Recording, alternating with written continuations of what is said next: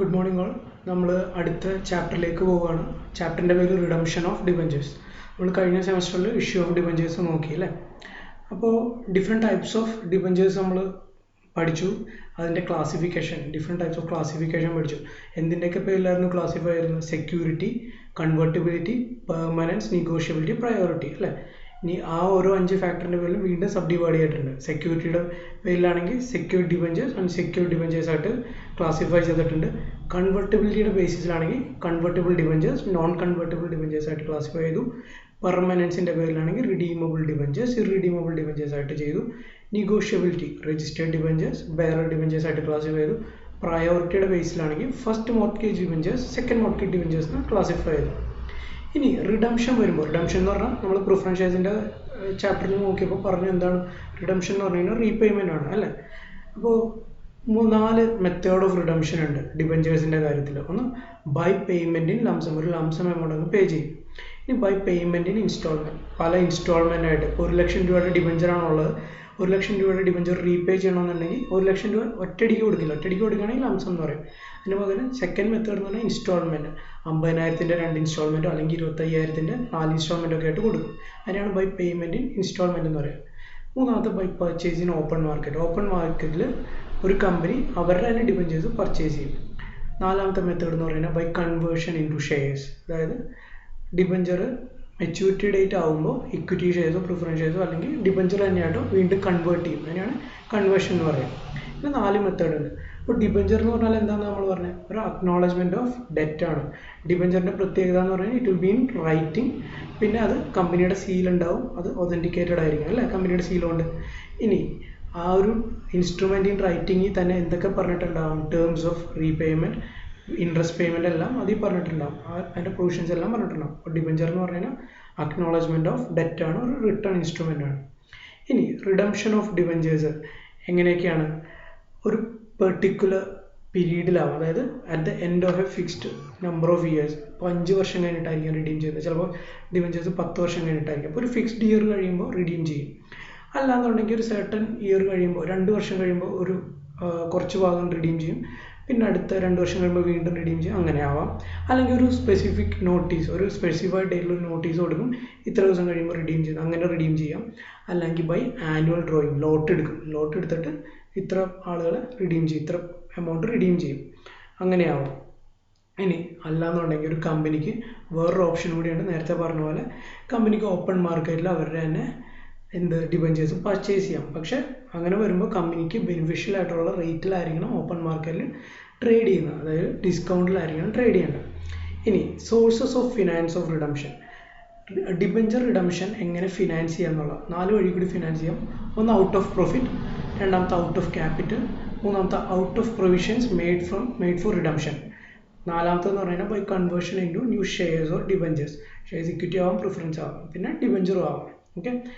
ഇനി ഒരു important term എന്ന് പറഞ്ഞു കഴിഞ്ഞാൽ ഡിബഞ്ചർ റിഡംഷൻ റിസർവ് ആണ്. നമ്മൾ പ്രിഫറൻസ് ഷെയർ റിഡീം ചെയ്തപ്പോൾ എന്താ പഠിച്ചത്? Capital redemption reserve.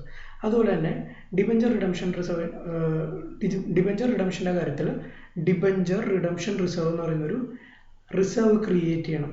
എങ്ങനെയാണ് ക്രിയേറ്റ് ചെയ്യുക? ക്യാപിറ്റൽ റിഡംഷൻ റിസർവ് ക്രിയേറ്റ് ചെയ്ത പോലെ തന്നെ ഔട്ട് ഓഫ് ഡിസ്ട്രിബ്യൂട്ടബിൾ പ്രോഫിറ്റ്സ് ആയിരിക്കണം ക്രിയേറ്റ് ചെയ്യേണ്ടത്. അതായത് എന്തൊക്കെയാണെന്ന് കഴിഞ്ഞ ദിവസം നമ്മൾ പറഞ്ഞു. ഡിസ്ട്രിബ്യൂട്ടബിൾ അല്ലെങ്കിൽ ഡിവിസിബിൾ പ്രോഫിറ്റ് അല്ലെങ്കിൽ ഫ്രീ റിസർവ്സ് ചെയ്യുന്നതായിരിക്കണം ക്രിയേറ്റ് ചെയ്യേണ്ടത്. ആ ക്രിയേറ്റ് ചെയ്ത ഡിബഞ്ചർ റിഡംഷൻ റിസർവ് എന്തിനു മാത്രമേ യൂസ് ചെയ്യാൻ പാടുള്ളൂ? ഡിബഞ്ചർ റിഡംഷന് മാത്രമേ യൂസ് ചെയ്യാൻ പാടുള്ളൂ. ഇനി requirement to create debenture redemption reserve എന്തൊക്കെയാണ് അതിൻ്റെ റിക്വയർമെൻറ്റ്സ് നോക്കാം. അത് എവിടെയാണ് പറഞ്ഞേക്കുന്നത്? Section 71 of companies act 2013. ഇതാണ് എന്ത് കവർ ചെയ്യുന്നത്? Requirement to create debenture redemption reserve. അതെങ്ങനെയൊക്കെയാണെന്ന് വെച്ച് കഴിഞ്ഞാൽ ഡിബഞ്ചർ റിഡംഷൻ റിസർവ് നേരത്തെ പറഞ്ഞ പോലെ ഔട്ട് ഓഫ് ഡിവിസിബിൾ പ്രോഫിറ്റിൽ ക്രിയേറ്റ് ചെയ്യണം. അത് ഒന്നാമത്തെ റിക്വയർമെൻറ്റ്. ആ റിസർവ് ഡിബഞ്ചർ റിഡംഷന് വേണ്ടി മാത്രമേ യൂട്ടിലൈസ് ചെയ്യാൻ പാടുള്ളൂ. പിന്നെ terms of repayment including payment of interest എല്ലാം കമ്പനി സ്പെസിഫൈ ചെയ്തിട്ടുണ്ടാവണം എപ്പോൾ? ഡിബഞ്ചർ ഇഷ്യൂ ചെയ്യുന്ന ടൈമിൽ. ഇനി നാലാമത്തെ റിക്വയർമെൻറ്റ് എന്ന് പറയുന്നത് ഒരു കമ്പനി ഡിബഞ്ചർ മെച്യൂരിറ്റി ഡേറ്റിൽ റീപേ ചെയ്യാൻ ഫെയിൽ ചെയ്തു അല്ലെങ്കിൽ ഡീഫോൾട്ട് വരുത്തി, അങ്ങനെയാണെന്നുണ്ടെങ്കിൽ ഏതെങ്കിലും ഒരു ഡിബഞ്ചർ ഹോൾഡർ അല്ലെങ്കിൽ എല്ലാ ഡിബഞ്ചർ ഹോൾഡേഴ്സും, അല്ലാന്നുണ്ടെങ്കിൽ ഡിബഞ്ചർ ട്രസ്റ്റി അല്ലെങ്കിൽ ഒരു പാർട്ടീസ്, ആരൊക്കെയാണോ കൺസേൺഡ് പാർട്ടീസ് അവർ national company law tribunal NCLT tribunal എന്ന് കോമൺലി നമ്മൾ പറയും. ട്രിബ്യൂണലിൽ ഒരു പരാതി കൊടുത്ത് അല്ലെങ്കിൽ ഒരു അപ്ലിക്കേഷൻ കൊടുത്തു കഴിഞ്ഞാൽ ട്രിബ്യൂണൽ എന്ത് ചെയ്യും, ഒരു ഓർഡർ ഇടും. അപ്പോൾ തന്നെ ഡിബഞ്ചറിൻ്റെ payment with principal and interest repay ചെയ്യണം എന്നൊരു ഇതിടും. അതാണ് requirement under section 71 of companies act 2013 for debenture redemption reserve. ഇനി adequacy of debenture redemption reserve, അതായത് companies share capital and debentures amendment rules 2019 rule number 18 sub rule 7. അതിലെന്താ പറഞ്ഞേക്കുന്നത്, എത്ര amount minimum debenture redemption റിസർവിലേക്ക് ഒരു കമ്പനി ട്രാൻസ്ഫർ ചെയ്യണമെന്ന് പറഞ്ഞിട്ടുണ്ട്. Transfer ചെയ്യേണ്ട ഡേറ്റ് എന്ന് പറയുന്നത് 31st day of March next year. അപ്പോൾ അഡിക്വസി പല കമ്പനികളെ ഡിപ്പെൻഡ് ചെയ്തിരിക്കും. അത് ഏതൊക്കെയാണെന്ന് നോക്കാം. ആദ്യത്തെ the following conditions are applicable in this respect. ആദ്യത്തെ കണ്ടീഷൻ എന്ന് പറഞ്ഞാൽ for debentures issued by all India financial institution regulated by reserve bank of India. അപ്പോൾ അതിൽ പറയുന്നത് എന്താ വെച്ച് കഴിഞ്ഞാൽ എത്ര എമൗണ്ട് ആണ്, എത്ര പെർസെൻറ്റേജ് ഓഫ് റിസർവ് ആണ് ക്രിയേറ്റ് ചെയ്യേണ്ടതെന്നാണ്. അപ്പോൾ all India financial institution regulated by RBI ആണെങ്കിൽ DRR ക്രിയേറ്റ് ചെയ്യേണ്ട, അതായത് RBI regulated all India financial institutions ആണെങ്കിൽ no DRR is required. DRR അതായത് ഡിബഞ്ചർ റിഡംഷൻ റിസർവ് ക്രിയേറ്റ് ചെയ്യണം. For other financial institutions within the meaning given in companies act, companies ആക്ടിൽ specify ചെയ്തേക്കുന്ന other financial institution, അതായത് മുകളിൽ പറഞ്ഞേക്കുന്ന reserve bank of India regulate ചെയ്യാത്ത other financial institution, പക്ഷേ companies ആക്ടിൽ മെൻഷൻ ചെയ്തിട്ടുണ്ടെങ്കിൽ അത് 25% of the value of debentures issued through public issue. Public ഇഷ്യൂയിലൂടെ എത്ര ഡിബഞ്ചർ ഇഷ്യൂ ചെയ്തിട്ടുണ്ടോ അതിൻ്റെ 25% ഡിബഞ്ചർ റിഡംഷൻ റിസർവ് ക്രിയേറ്റ് ചെയ്യണം. ഇനി no DRR is required in case of privately placed debentures. Private placement വഴിയാണ് ഡിബഞ്ചർ ഇഷ്യൂ ചെയ്തതെന്നുണ്ടെങ്കിൽ ഡിബഞ്ചർ റിഡംഷൻ റിസർവ് ക്രിയേറ്റ് ചെയ്യേണ്ട. അതായത് പ്രൈവറ്റ് പ്ലേസ്മെൻറ്റ് എന്ന് പറഞ്ഞു കഴിഞ്ഞാൽ ഒരു സ്പെസിഫൈഡ് ലിസ്റ്റ് ഓഫ് ആളുകൾക്ക് മാത്രം കമ്പനി ഡിബഞ്ചർ ഇഷ്യൂ ചെയ്തിട്ടുണ്ടാവും. എല്ലാ ജനറൽ പബ്ലിക്കിനായിരിക്കില്ല, ഒരു സ്പെസിഫൈഡ് ലിസ്റ്റ് ഓഫ് പേഴ്സൺസ് അല്ലെങ്കിൽ ഒരു സ്പെസിഫൈഡ് ലിസ്റ്റ് ഓഫ് കമ്പനിക്കായിരിക്കും ഓഫർ ചെയ്യുക. അതിനാണ് പ്രൈവറ്റ് പ്ലേസ്മെൻറ്റ് എന്ന് പറയുക. അങ്ങനെയാണെങ്കിൽ DRR ക്രിയേറ്റ് ചെയ്യേണ്ട. ഈ മൂന്നാമത്തെ ക്ലാസ് ഓഫ് കമ്പനീസ് എന്ന് പറഞ്ഞാൽ for debentures issued by NBFCs. NBFCs എന്ന് പറഞ്ഞാൽ non banking financial companies registered with RBI. RBIയുടെ കീഴിൽ രജിസ്റ്റർ ചെയ്ത NBFCക്ക് 25% of value of debentures issue through public issue. Public issue ആണെങ്കിൽ 25%. ഇനി പ്രൈവറ്റ് പ്ലേസ്മെൻറ്റ് ആണെങ്കിൽ ഡിബഞ്ചർ റിഡംഷൻ റിസർവ് ക്രിയേറ്റ് ചെയ്യേണ്ട. ഇനി നാലാമത്തെ ക്ലാസ് ഓഫ് കമ്പനീസ് എന്ന് പറഞ്ഞാൽ for debentures issued by other companies including manufacturing and infrastructure companies. അങ്ങനത്തെ കമ്പനികളിൽ രണ്ടായിട്ട് ക്ലാസിഫൈ ആയിട്ടുണ്ട്. ലിസ്റ്റഡ് കമ്പനിയായിട്ട് അതിനെ ക്ലാസിഫൈ ആയിട്ടുണ്ട്, അൺലിസ്റ്റഡ് ആയിട്ട് ക്ലാസിഫൈ ഉണ്ട്. ലിസ്റ്റഡ് കമ്പനി, ഈ നാലാമത്തെ ക്ലാസ് ഓഫ് കമ്പനീസിൽ ലിസ്റ്റഡ് കമ്പനി ആണെങ്കിൽ 25% of value of debentures issue through public issue. Public issue ആണെങ്കിൽ 25%. അതേപോലെ തന്നെ പ്രൈവറ്റ് പ്ലേസ്മെൻ്റ് ആണെങ്കിലും എന്താ 25% ഓഫ് ഡിബഞ്ചേഴ്സ് ഇഷ്യൂഡ് എങ്ങോട്ട് മാറ്റണം, ഡിബഞ്ചർ റിഡംഷൻ റിസർവിലേക്ക്. ഇനി അൺലിസ്റ്റഡ് കമ്പനി ആണെങ്കിൽ പ്രൈവറ്റ് പ്ലേസ്മെൻറ്റിന് മാത്രം എന്ത് ചെയ്യണം, DRR ഈസ് റിക്വയർഡ്. അപ്പോൾ വാല്യൂ ഓഫ് ഡിബഞ്ചർ എത്രയാണോ അതിൻ്റെ 25%. ഇനി അതിൻ്റെ യൂട്ടിലൈസേഷൻ നേരത്തെ പറഞ്ഞ പോലെ റിഡംഷൻ ഓഫ് ഡിബഞ്ചേഴ്സിന് വേണ്ടി മാത്രം യൂട്ടിലൈസ് ചെയ്യുക. ഇനി ഇപ്പോൾ ഫർദർ, അതായത് ഈ റൂൾസ് ഒരു കാര്യം കൂടി പറഞ്ഞിട്ടുണ്ട്. അതായത് നമ്മൾ ഡിബഞ്ചർ റിഡംഷൻ റിസർവ് ഇപ്പോൾ 4 ക്ലാസ് ഓഫ് കമ്പനീസ് പറഞ്ഞു.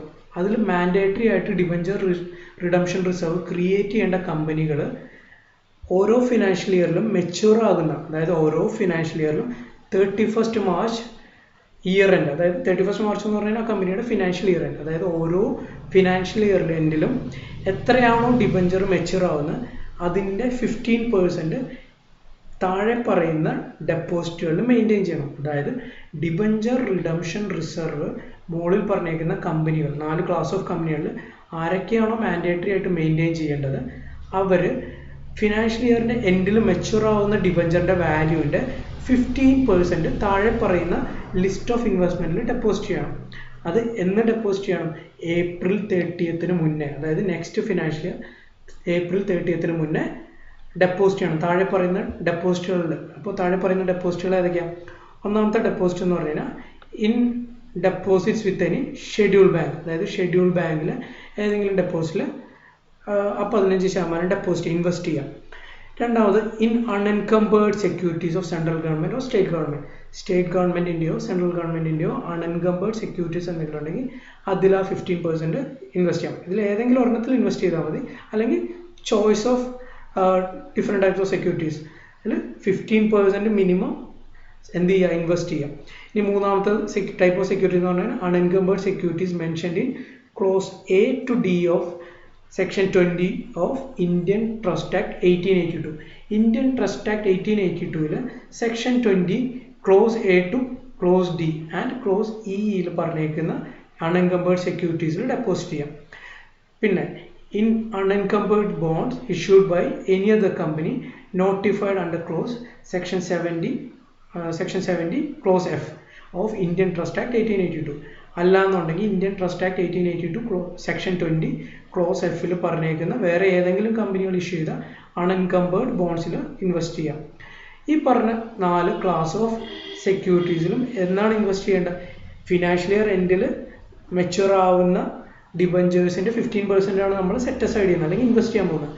അത് കമ്മിങ് April 30th മുന്നേ ഇൻവെസ്റ്റ് ചെയ്യണം. അതായത് March 31st മെച്യൂർ ആവുന്ന ഡിബഞ്ചേഴ്സ് അടുത്ത ഏപ്രിൽ, അതായത് തൊട്ട് വരുന്ന April 30th ഡെപ്പോസിറ്റ് ചെയ്യണം.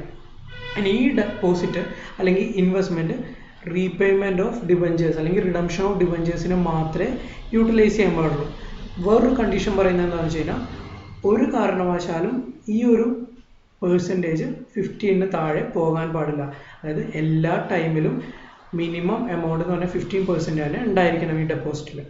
ഇനി ഡിബഞ്ചർ റിഡംഷൻ റിസർവ് ആർക്കൊക്കെയാണ് മാൻഡേറ്ററി അല്ലാത്തത്? ഫുള്ളി കൺവെർട്ടിബിൾ ഡിബഞ്ചേഴ്സ് ഉണ്ടെങ്കിൽ ഡിബഞ്ചർ റിഡംഷൻ റിസർവ് ക്രിയേറ്റ് ചെയ്യേണ്ട. ഇനി ബാങ്കിങ് കമ്പനീസിന് ഡിബഞ്ചർ റിഡംഷൻ റിസർവ് ക്രിയേറ്റ് ചെയ്യേണ്ട. പ്രൈവറ്റ്ലി പ്ലേസ്ഡ് ഡിബഞ്ചേഴ്സ് ആണെങ്കിൽ ക്രിയേറ്റ് ചെയ്യേണ്ട. ആരുടെ? Non banking financial companies. നമ്മൾ നേരത്തെ നോക്കിയതാണ്. പ്രൈവറ്റ്ലി പ്ലേസ്ഡ് എന്ന് പറഞ്ഞു കഴിഞ്ഞാൽ ഒരു സ്പെസിഫൈഡ് ഗ്രൂപ്പ് ഓഫ് ആളുകൾക്ക് ഓഫർ ചെയ്യുന്നത് അല്ലേ. ഇനി debentures issued by all India financial institution regulated by RBI. നമ്മൾ നേരത്തെ നോക്കിയതാണ്, അതൊന്ന് സമ്മറൈസ് ചെയ്തെന്നുള്ളൂ. ഇനി ഡിബഞ്ചർ റിഡംഷൻ്റെ ജേണൽ എൻട്രി അല്ലെങ്കിൽ അക്കൗണ്ടിങ് ട്രീറ്റ്മെൻറ്റ് എങ്ങനെയാണെന്ന് നോക്കാം. ഡിബഞ്ചർ റിഡംഷൻ റിസർവ് ക്രിയേറ്റ് ചെയ്യുമ്പോൾ നേരത്തെ പറഞ്ഞു ഡിവിസിബിൾ പ്രോഫിറ്റ് അല്ലെങ്കിൽ ഡിസ്ട്രിബ്യൂട്ടബിൾ പ്രോഫിറ്റ് എന്നാണ് ട്രാൻസ്ഫർ ചെയ്യേണ്ടത്. അപ്പോൾ അതിൻ്റെ entry profit or loss account letter to debenture redemption reserve account. ഇനി ഡിബഞ്ചർ ഡ്യൂ ആകുമ്പോൾ അല്ലെങ്കിൽ ഡിബഞ്ചർ റിഡംഷൻ ഡ്യൂ ആകുമ്പോൾ entry debenture account letter nominal value ആയിരിക്കണം ടു ഡിബഞ്ചർ ഹോൾഡേഴ്സ് അക്കൗണ്ട്. അതായത് പാറിലാണ് ഇഷ്യൂ റിഡീം ചെയ്യുന്നതെന്നുണ്ടെങ്കിൽ debentures account letter to debenture holders account. നമ്മൾ preference share capital ചെയ്ത പോലെ തന്നെയാണ്, ഒരു വ്യത്യാസമില്ല. ഇവിടെ എന്തുമാത്രം വ്യത്യാസം വരുള്ളൂ? പ്രിഫറൻസ് ഷെയർ ക്യാപിറ്റൽ എന്നുള്ളതിന് പകരം ഡിബഞ്ചർ വരും, ഡിബഞ്ചർ ഹോൾഡേഴ്സ് പ്രിഫറൻസ് ഷെയർ ഹോൾഡേഴ്സിന് പകരം ഡിബഞ്ചർ ഹോൾഡേഴ്സ് വരും. അപ്പോൾ പാറിലാണെങ്കിൽ debentures account letter to debenture holders account. ഇനി പ്രീമിയത്തിലാണ് റിഡീം ചെയ്യുന്നതെന്നുണ്ടെങ്കിൽ debentures account letter premium on redemption account letter to debenture holders account. ഇനി പേ ചെയ്യുമ്പോൾ എങ്ങനെയാണ്? Debenture holders account letter to bank. Preference share ക്യാപിറ്റലിൻ്റെ നമ്മൾ അതുപോലെ തന്നെ അല്ലേ. അപ്പോൾ debenture holders account letter to bank payment നടത്തുമ്പോൾ. ഇനി ഡിബഞ്ചർ റിഡംഷൻ കഴിഞ്ഞിട്ടും ഡിബഞ്ചർ റിഡംഷൻ റിസർവിൽ എന്തെങ്കിലും ബാലൻസ് ഉണ്ടെങ്കിൽ അതെങ്ങോട്ട് ട്രാൻസ്ഫർ ചെയ്യണം? ജനറൽ റിസർവിലേക്ക് ട്രാൻസ്ഫർ ചെയ്യണം. അതായത് റിഡംഷൻ എല്ലാം കഴിഞ്ഞു, എല്ലാ ഡിബഞ്ചേഴ്സും റിഡീം ചെയ്തു. അത് കഴിഞ്ഞിട്ടും ഡിബഞ്ചർ റിഡംഷൻ റിസർവിൽ എന്തെങ്കിലും ബാലൻസ് ഉണ്ടെങ്കിൽ അത് ജനറൽ റിസർവിലേക്ക് ട്രാൻസ്ഫർ ചെയ്യണം. അതിൻ്റെ എൻട്രി എന്ന് പറഞ്ഞു കഴിഞ്ഞാൽ debenture redemption reserve account letter to general reserve. നമ്മൾ ആദ്യം ഇവിടെ റിഡംഷൻ റിസർവിനെ ക്രെഡിറ്റ് ചെയ്തു അല്ലേ. ഇതിലെന്തെങ്കിലും ബാക്കിയുണ്ടെങ്കിൽ നമ്മൾ ജനറൽ റിസർവിലോട്ട് ട്രാൻസ്ഫർ ചെയ്യണം. അതായത് ഈ അക്കൗണ്ടിനെ നമ്മൾ നില്ലാക്കണം. അപ്പോൾ അതിന് എന്ത് ചെയ്യണം? ഡെബിറ്റ് ചെയ്യണം. അപ്പോൾ debenture redemption reserve account letter to general reserve. ഇതാണ് ഡിബഞ്ചർ റിഡംഷൻ്റെ ഒരു ഓവർവ്യൂ. ജേണൽ എൻട്രി നോക്കുക. എന്തെങ്കിലും തിയറി പോർഷനിൽ ഡൗട്ട് ഉണ്ടെങ്കിൽ ചോദിക്കുക. നാളെ മുതൽ ഇല്ലസ്ട്രേഷൻ നോക്കാം. പിന്നെ കമ്മിങ് സെഷൻസിൽ എങ്ങനെയാണ് ഫിനാൻസ്, അതായത് ഔട്ട് ഓഫ് പ്രോഫിറ്റ് പറഞ്ഞു, ഔട്ട് ഓഫ് കൺവേർഷൻ പറഞ്ഞു, ആ മെത്തേഡിലൊക്കെ എങ്ങനെയാണ് അക്കൗണ്ടിങ് ട്രീറ്റ്മെൻറ്റ് നോക്കാം. പിന്നെ പല ടൈപ്പ് ഓഫ് റിഡംഷൻ നോക്കാം. അപ്പോൾ എന്തെങ്കിലും ഡൗട്ട് ഉണ്ടെങ്കിൽ മെസ്സേജ് ചെയ്യാം. Thank you.